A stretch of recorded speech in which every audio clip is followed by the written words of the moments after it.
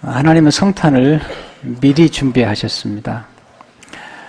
하나님의 성품 가운데 하나는 철저하게 준비하시고 그리고 미리 말씀하신 후에 일을 이루어 가신다는 것입니다.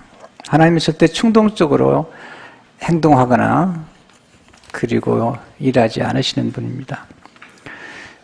성탄의 이야기, 예수 그리스도께서 이 땅에 태어나신 그 이야기 전에 예수 그리스도의 길을 예비했던 세례 요한의 잉태가 앞서서 이루어지는 것을 보게 됩니다.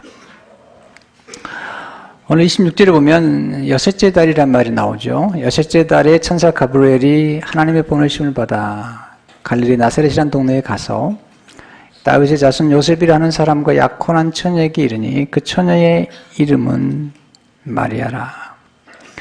여섯째 달, 무엇을 의미하는 걸까요? 이것은 사가랴와 엘리사벳 사이에서 지금 세례 요한이 잉태한 사건이에요. 사가랴와 엘리사벳은 굉장히 경건한 가정이고 그리고 사가랴는 제사장이 있는데 그들이 소원이 있었습니다. 아들을 낳는 것인데 나이가 다 되도록 아들을 낳을 수가 없었습니다. 이제 더 이상 소망이 없었던 거예요. 나이 많고 또 늙었다라고 스스로가 표현하고 있는데 천사가 나타나서 하나님께서 그 가정에 아들을 주시겠다고 말씀하시는 거죠. 13절에 보면 천사가 그에게 이르되 사가랴여 무서워하지 말라. 너의 간구함이 들은지라 내 아내 엘리사벳이 내게 아들을 낳아주리니 그 이름을 요한이라 하라. 이 요한은 세례 요한입니다. 세례 요한. 요한복음을 기록한 요한이 아니라 세례 요한입니다. 가브리엘 천사가 나오는데 가브리엘 천사는 좋은 소식을 전해주는 천사입니다. 미가엘 천사는 전쟁하는 천사예요.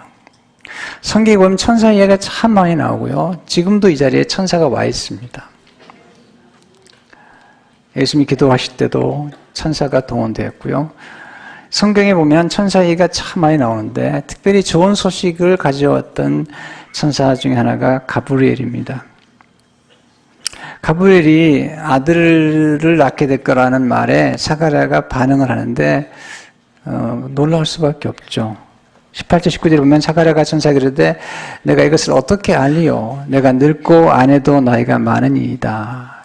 천사가 대답하여 이르되 난 하나님 앞에 서 있는 가브리엘이라 이 좋은 소식을 전하여 내게 말하라고 보내심을 받았노라. 이 좋은 소식, 굿 뉴스를 전하라고 보냄을 받았다는 거죠. 왜 이 소식이 좋은 소식일까요?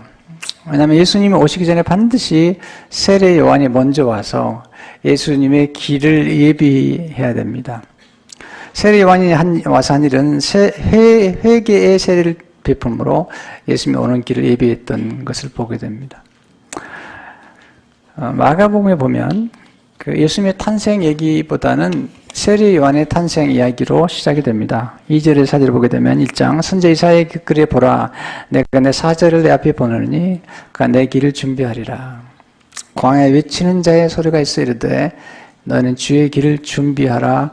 그의 오실 길을 곧게 하라. 기록된 것과 같이 세례 요한이 광야에 이르러 주의 성을 받게 하는 회개의 세례를 전파하니 예수님이 오시기 전에 예수님의 길을 준비하고 예비했던 사람이 세례 요한인 것을 보게 됩니다. 우리는 하나님을 믿으면서도 믿는다고 할 때 너무나 충동적으로 살 때가 많잖아요. 우리는 그냥 믿으면 어떤 무계획하고 그리고 상식도 없는 그런 몰상식하면서 뭔가 충동적으로 이루어지고 또 무모하게 행동하는 것이 믿음인 것으로 착각하는데 하나님은 그런 분이 아니세요. 하나님은 철저하게 계획하시고 준비하시고 그리고 질서와 절차를 따라서 일하시는 것을 보게 됩니다.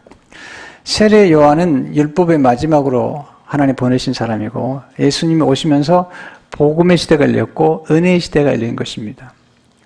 이 질서와 절차를 알아야 되는데 우리 크리스찬들도 항상 미래를 잘 준비하고 예비하는 훈련을 해야 됩니다. 세례 요한 말고 또 엘리사벳 말고 하나님 준비하신 한 사람이 마리아죠. 예수님의 어머니 마리아인데, 마리아에게 찾아왔던 천사가 은혜를 입은 자야, 그렇게 얘기를 하고 있습니다.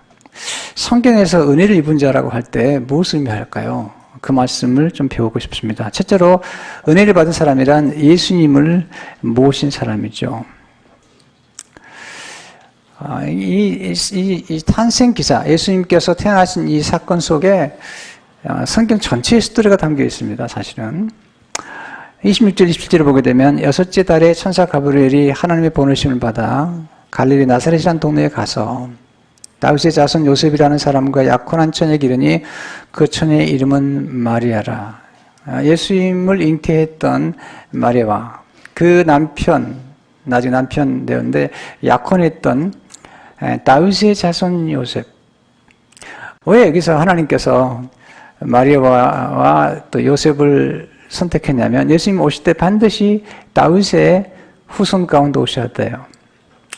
여기서 나사렛 동네에 그들이 살았는데 나중에 예수님께서 베들레헴에서 태어나시지만 나사렛이라는 곳에 가서 살죠. 그래서 나사렛 예수라는 말이 거기서 나오는 거예요. 근데 이 두 사람, 요셉과 마리아가 약혼을 했어요. 정혼했다고 그러는데 이스라엘 백성들의 풍습에 의하면 일단 약혼한 다음에 1년이 지난 다음에 결혼하고 1년 동안은 그들이 동거하거나 동침하지 않게 되어 있습니다. 근데 만약에 그 사이에 약혼한 여자가 다른 남자와 함께 동침해서 아이를 갖게 되면 돌에 맞아 죽게 되어 있어요. 그건 법이고 그리고 실행되었던 법이에요. 근데 지금 하나님께서 이 사건 속에 지금 마리아를 선택하셨어요. 왜 마리아일까? 그리고 왜 이 사건이 이토록 중요한 걸까? 아담과 하와를 유혹했던 뱀, 그 뱀을 향해서 하나님께서 약속하신 말씀, 그 예언의 말씀이 원복음이라고 알려지고 있는데 창세기 3장 15절을 보게 되면 내가 너로 여자와 원수가 되게 하고 내 후손도 여자의 후손과 원수가 되게 하리니 여자의 후손은 내 머리를 상하게 할 것이요 너는 그의 발꿈치를 상하게 할 것이니라 하시고 메시아가 올 텐데 그 메시아가 여자의 후손 가운데 오게 되었어요. 또한 여자의 후손 가운데 오는 메시아는 반드시 처녀의 몸에서 오게 되어 있는데 이사야 7장 14절에 보면 그러므로 주께서 친히 징조를 너에게 주실 것이라 보라 처녀가 잉태하여 아들을 낳을 것이요 그 이름을 임마누엘이라 하리라. 이 말씀이 마태복음 1장 22절 23절에 보면 이렇게 이루어졌음을 얘기하지. 이 모든 일이 된 것은 주께서 선지자로 하신 말씀 이루려 하시면 이르시되 보라 처녀가 잉태하여 아들을 낳을 것이요 그 이름은 임마누엘이라 하리라 하셨으니 이를 번역한즉 하나님이 우리와 함께 계시다 함이라. 하나님이 예수님의 탄생을 선택한 여인의 이름이 마리아다. 27절에 보니까 그 처녀의 이름은 마리아라. 마리아라는 이름은 뜻은 사랑받는, 높여진이라는 뜻을 가지고 있습니다. 원래 구약에서 미리암이라는 이름이 신약에 와서 히브리어로 미리암이라는 이름이 신약에 와서 마리아가 된 거죠. 사랑받는, 높여진 또는 탁월한 그런 이름의 뜻을 가지고 있습니다. 근데 천사가 마리아에게 들어가서 했던 첫 번째 말이 28절에 보면 그에게 들어가 이르되 은혜를 받은 자여 평안할지어다 주께서 너와 함께 하시도다 하니 은혜를 받았다. 자, 우리 예수 믿는 사람들에게 은혜를 받았습니다 라고 할 때 은혜를 받았다는 것은 무엇을 의미하는 걸까요? 마리아가 부자가 된 게 아니거든요. 무슨 특별한 권세를 받은 게 아닌데 하나님이 보실 때에 은혜를 받았다고 말하고 또 우리도 은혜를 받았다고 말하는 사람들이라면 마리아에게 천사가 와서 전해준 은혜를 받은 자라고 말할 때 도대체 하나님이 보실 때 은혜를 받은 자는 누구일까? 첫째로 하나님께 선택을 받는 것이 은혜라는 거죠. 수많은 처녀가 있었지만 마리아가 예수님을 잉태하고 출산하도록 선택을 받았다는 것입니다. 이 은혜는 지금 예수 그리스도께서 오신 다음부터는 예수를 믿는 모든 사람에게 주어진 은혜 가운데 하나죠. 제가 예수님을 믿고 난 다음에 아주 충격을 받았던 말씀이 요한복음 15장 16절의 말씀인데 너희가 나를 택한 것이 아니요 내가 너희를 택하여 세웠나니 내가 예수를 믿고 내가 예수님을 선택한 줄 알았는데 아니더라고요. 하나님이 나를 택하셨더라고요.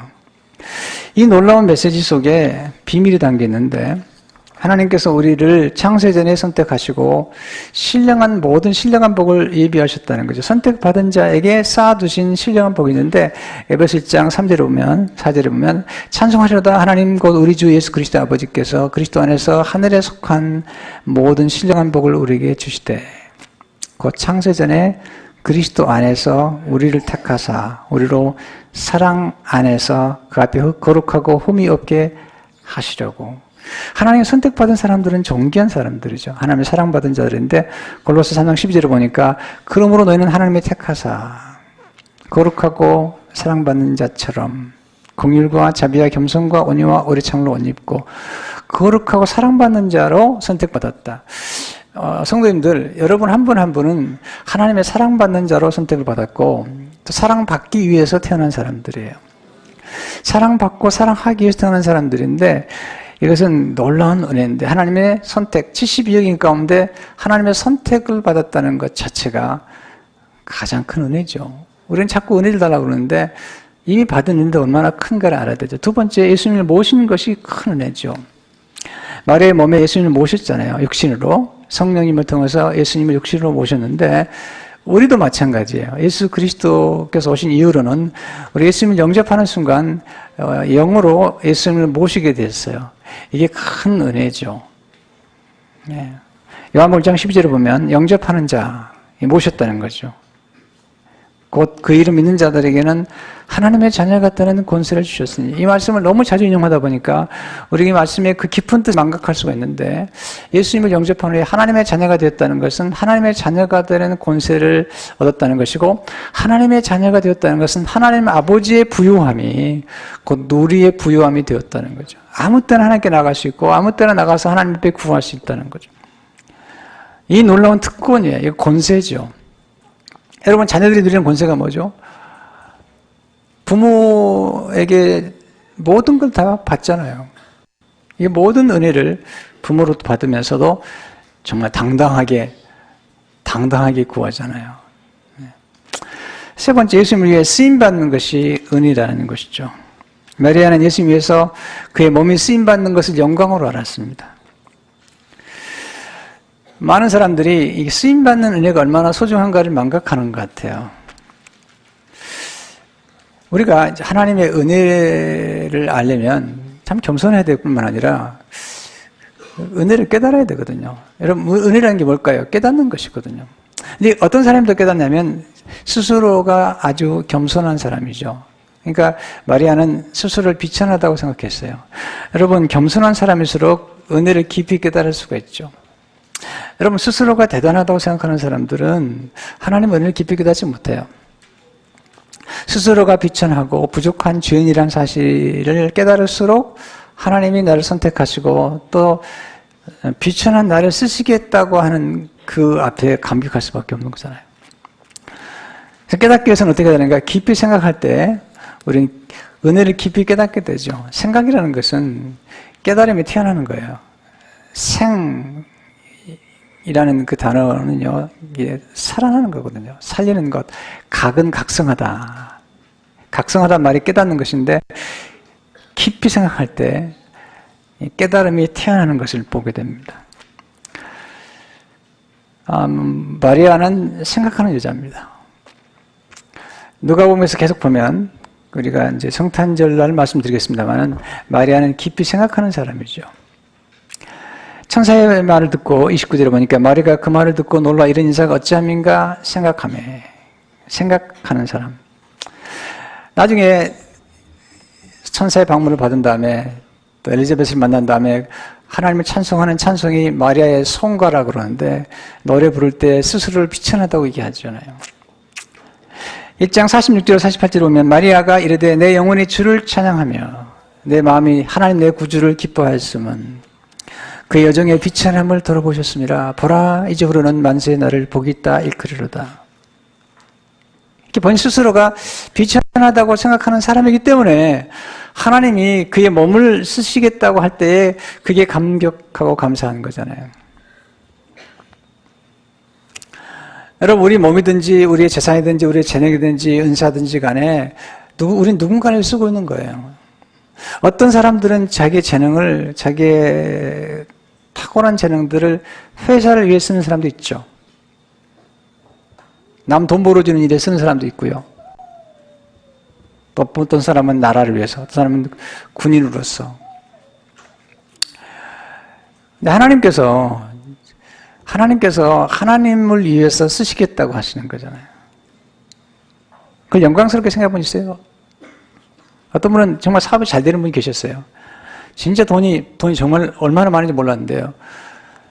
그럴 때는 하나님 위해 쓰지 않더라고요. 다 비워버리고 난 다음에 너무 아쉬워하는 거예요. 우리에게 주어진 물질이든지 시간이든지 모든 것들을 우리는 잘 사용해야 됩니다. 주어졌을 때 사용해야지 나중에 가서 그럴 걸. 우리가 10,000년 동안 살면 좋겠는데 우리가 살아봐야 100년이에요. 이 땅에 사는 동안에. 그리고 우리가 영원한 세계에 들어가는데 그 기간 동안에 우리는 영원한 세계를 예비해야 된단 말이죠. 우리에게 주어진 어떤 위치나 직분이나 이런 것들이 내게 주어졌을 때 그때 잘 사용해야 되는 거예요. 똑같은 재능도 죄를 진데 사용하거나 마귀에게 사용한다는 것은 어리석은 거잖아요. 하나님께 쓰임받는 게 얼마나 영광스러운데. 예수님께서 이제 예루살렘에 입성하실 때 미리 다 계획을 세우세요. 그래서 예수님이 타고 들어갈 나귀를 준비하시죠. 제자들에게 보냅니다. 한 마을에 가면 나귀가 한 번도 사람이 타지 않은 나귀가 있을 텐데 그걸 풀어서 가져오라. 만약에 사람들이 물어보면 주께서 쓰시겠다고 하라. 마가복음 11장 3절을 보게 되면 만일 누가 너에게 왜 이렇게 하느냐 묻거든 주가 쓰시겠다라. 그리하면 즉시 이리로 보내리라 하시니 주가 쓰시겠다라. 얼마나 놀라운 말씀인지 몰라요.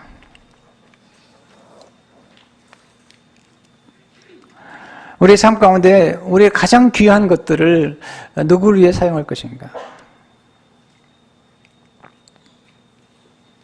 D.L. 무디가 한 번은 어떤 청년을 전도했는데 그 청년에게 예수 믿고 하나님 위해서 살아라고 그랬더니 목사님 내 젊음을 즐기는 데 사용하겠습니다. 세상에 얼마나 재밌는 게 많은데. 그리고 나이가 다 든 다음에 이제 힘 빠지면 그때 가서 내가 주를 위해서 일하겠습니다. 근데 청년이 얼마 있다가 아파가지고 병원에 입원하게 됐어요. D.L. 무디 목사님이 시들은 꽃을 가져갔어요. 이 청년이 화를 냈습니다. 병원에 오시면서 시들은 꽃을 가져왔냐고.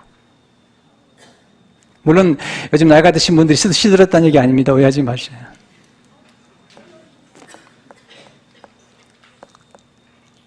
가장 소중하고 가장 귀한 때 그때 하나님 위해서 드리는 게 아니라 이제 쓸모없이 되었을 때에 내 생애를 드리겠다라고 생각한다면 그것도 참 아픈 일이잖아요. 물론 지금 100세 시대이기 때문에 다 나이가 이제는 다 젊지만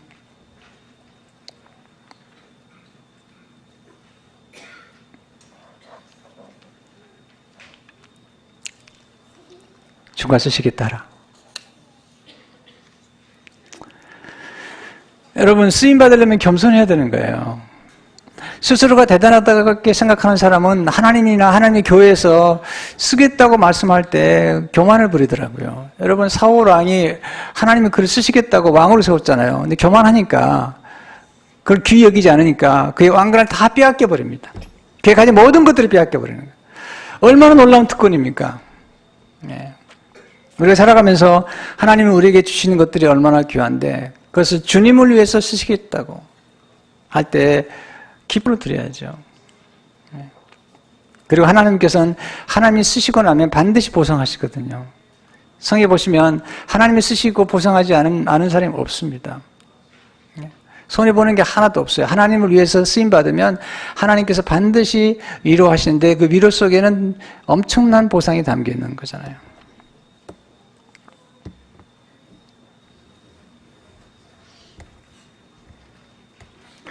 우리가 다 가져가는 거 아닙니다.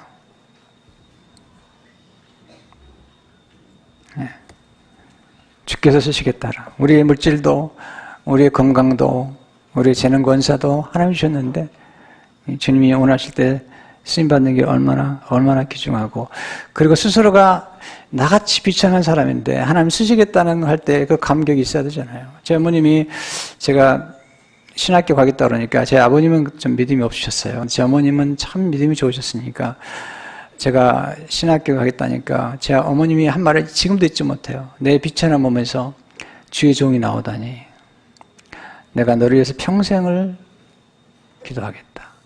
전 그 말을 잊지를 못해요. 첫 말이었어요. 너무 기뻐하시면서, 야, 내 비천한 몸에서 주의 종이 나오다니. 물론 목회자만 되는 게 다 훌륭하다는 건 얘기를 한 게 아닙니다. 하나님께서 우리에게 쓰시겠다고 말할 때 우리 시간을 드려야죠.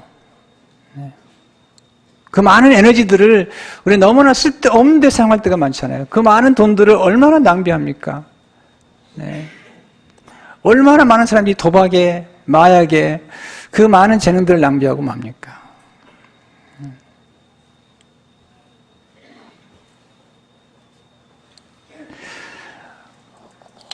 우리 쓰시겠다고 말할 때 기뻐하는 게 좋잖아요. 네 번째, 성령의 능력을 힘입는 것이 은혜죠. 30절 보니까 천사가 이르되 마리아 무서워하지 말라, 내가 하나님께 은혜를 입었느니라. 이 은혜가 뭐죠? 성령이 그의 몸에 임해 있다는 거죠. 34, 30절 보면 마리아가 천사에게 이르되 나는 남자를 알지 못하니 어찌 이 일이 있으리까? 천사가 대답하여 이르되 성령이 내게 임하시고 지극히 높으신 이의 능력이 너를 덮으시리니 이러므로 나실 바 거룩한 이는 하나님의 아들이라 일컬어지리라. 우리가 하나님 앞에 내어드리면 하나님께서 우리가 하나님의 일을 할 수 있도록 성령의 능력이 임하는 거죠. 예수님이 제자들을 선택하시잖아요. 그리고 제자들을 이제 파송하시면서 그냥 파송하지 않죠. 그들이 이 일을 감당할 수 있는 지혜와 능력을 주시는 성령의 그 힘을 입도록 하잖아요. 누가 14장 49절에 오면 볼지어다 내가 아버지께 약속하신 것을 내게 보내리니 이로부터 능력으로 입혀질 때까지 이 성에 머물러 하시니라. 참 이게 하나님 은혜죠. 제가 처음에 목회자로 부름받았을 때 전 정말 왜소한 사람이고요. 굉장히 소심하고 소극적이고, 그리고 목소리도 약하고 자신감도 없고 열등의식이 참 많았던 사람이에요. 제가 헌신하긴 했지만, 하나님이 쓰신다고 그러니까 헌신하긴 했지만 정말 자신이 없었어요. 그래서 고3이 돼서 이제 신학교 갈 무렵이 됐는데 저에게 목회자가 되면 좋겠다고 고민했던 목사님을 다시 시작했습니다. 목사님, 다시 한번 생각해 보세요. 내가 도저히 자신이 없습니다.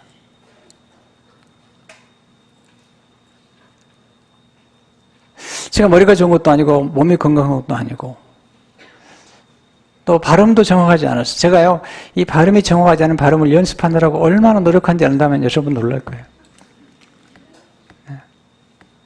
이 사투리를 못 쓰게 하더라고요. 목회자는 사투리를 쓰면 안 된다.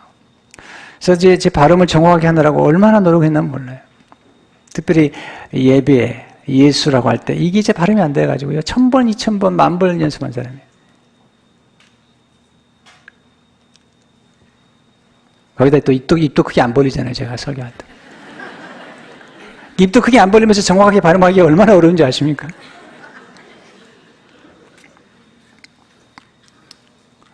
근데 저를 길러준 목사님께서 하나님이 당신을 정말 주령을 불렀다면 하나님이 인도하실 거다.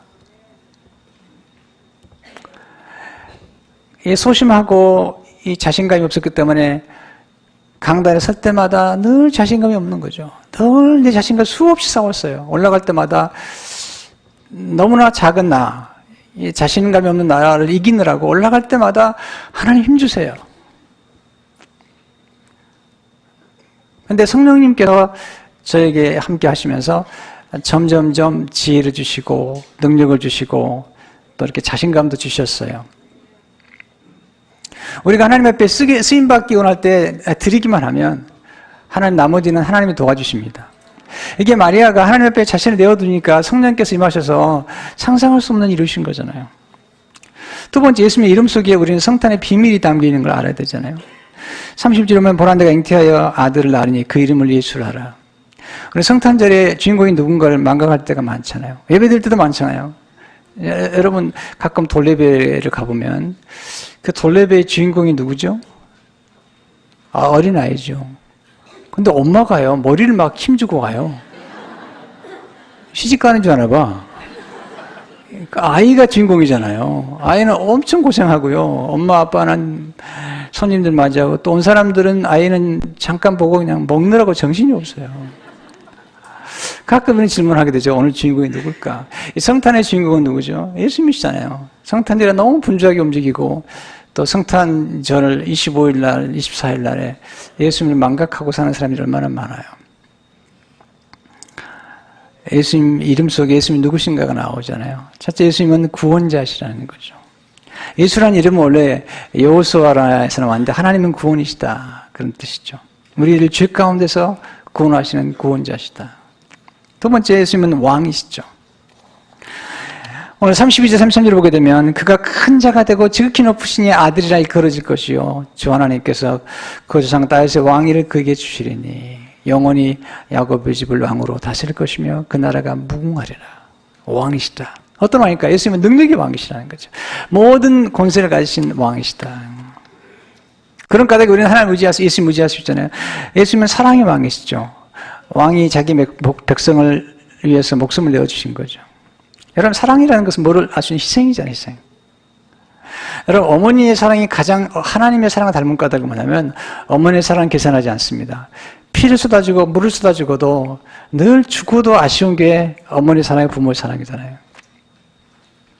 예수님이 풍성한 생명을 주시는 왕이라는 거죠. 네. 생명을 주신다. 하나님의 생명을 주시는 분이시잖아요. 생명의 근원은 사랑이 있는 거예요. 사랑만큼 놀라운 생명을 주는 게 없잖아요. 또한 예수님은 무거운 짐을 대신 담당해 주는 왕이시라는 거죠. 세상의 왕들은 짐을 부과하잖아요. 바로 솔로몬도 그렇잖아요. 그러나 예수님은 마태복음 11장 28절에 보면 수고하고 무거운 짐자들아 다 내게로라 내가 너를 쉬게 하리라. 예수님은 하나님의 아들이시잖아요. 35절에 보니까 하나님의 아들이라 일컬어지리라. 마리아가 잉태한 분은 하나님의 아들이, 하나님의 아들이란 말은요, 하나님이란 뜻이죠. 사람의 사람을 낳으면 사람이고, 개가 개를 낳으면 개고요, 고양이가 고양이를 낳으면 고양인데, 하나님이 하나님 낳으셨어요. 하나님이시라는 거잖아요. 이걸 고백했던 사람이 마태복음 10장 10절을 보게 되면 베드로죠. 시몬 베드로가 대답하고 이르되 주는 그리스도시요 살아계신 하나님의 아들이신다. 하나님이시라는 거잖아요. 도마가 나중에 예수님 만난 다음에 부활하신 후에 예수님 만난 다음에 요한복음 20장 18절에서 이렇게 말해요. 도마가 대답하고 이르되 나는 나의 주님이시요 나의 하나님이시니이다. 근데 그 하나님을 우리가 모셨다는 거죠. 우리가 새해를 맞이하면서 새로운 출발할 때마다 우리는 우리가 가진 게 뭔가를 좀 체크할 필요가 있습니다. 많은 분들이 스스로 가난하다고 생각하는데 우리 그리스도는 가난하지 않습니다. 우리는 이미 가진 게 많아요. 예수 그리스도께서 우리 안에 거하시는데 보배를 가졌다. 고린도서 7절에 보니까 우리가 이 보배를 질그릇에 가졌으니 We have this treasure in jars of clay. 이건 우리 이 안에 이미 보배, 이는 심히 큰 능력이 하나님께 있고 우리에게 있지 아니함을 알게 하려 합니다.